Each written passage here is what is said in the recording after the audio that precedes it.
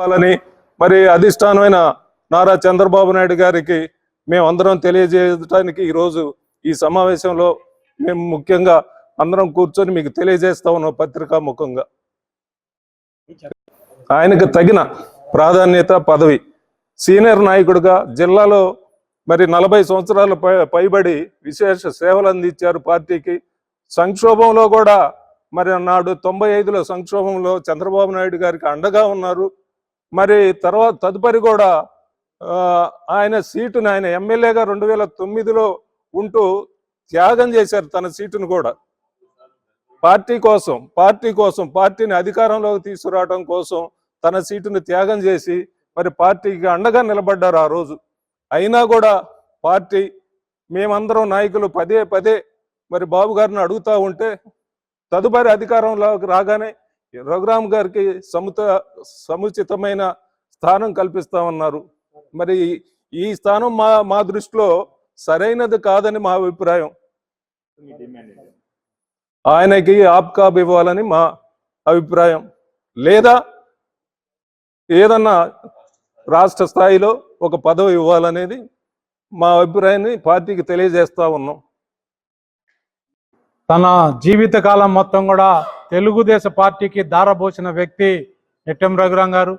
అటు ఎన్టీ రామారావు గారిని ముఖ్యమంత్రి చేయడంలో కానీ, నారా చంద్రబాబు నాయుడు గారిని 95లో పార్టీ సంక్షేమంలో ముఖ్యమంత్రి చేయడంలో కీలక పాత్ర పోషించి మరి మంత్రిగా పనిచేసిన చరిత్ర ఉంది.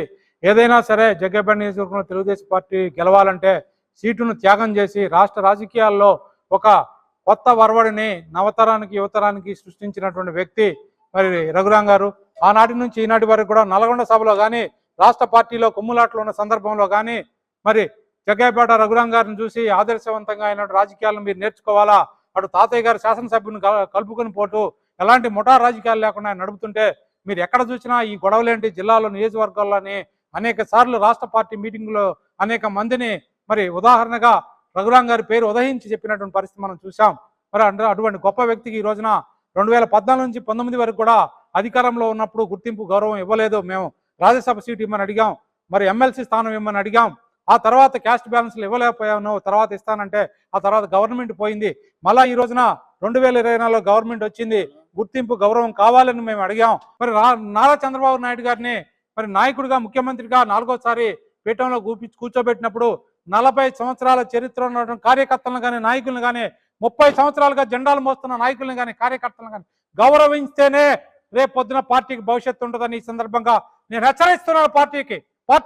పార్టీ యంత్రాంగాన్ని కూడా, ముఖ్యమంత్రి గారిని కూడా. మీరు ఒకటే గుర్తుపెట్టుకోండి, ఇన్ని నాలుగా పార్టీ బతికింది, ప్రతిపక్షంలో పార్టీ బతికిందంటే రఘురామ్ గారు లాంటి సీనియర్ నాయకుడు జిల్లా పార్టీ అధ్యక్షుడిగా ఆ రోజున బుధక స్తంభాల మీద ఎత్తారు.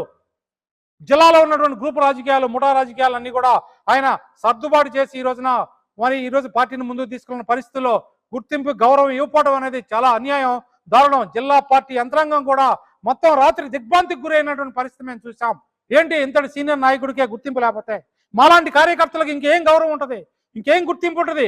ఈ జెండా ఎందుకు మోయాలా ఈ పార్టీలో అనేటువంటి ఒక రకమైనటువంటి నిశ్శబ్దత, ఒక ప్రశ్న కార్యకర్తల్లో, నాయకుల్లో ఈరోజు కలుగుతుందంటే ఎంతటి బాధాకరమైన వాతావరణం ఈరోజు పార్టీలో ఉందో ఒకసారి ఆలోచించండి.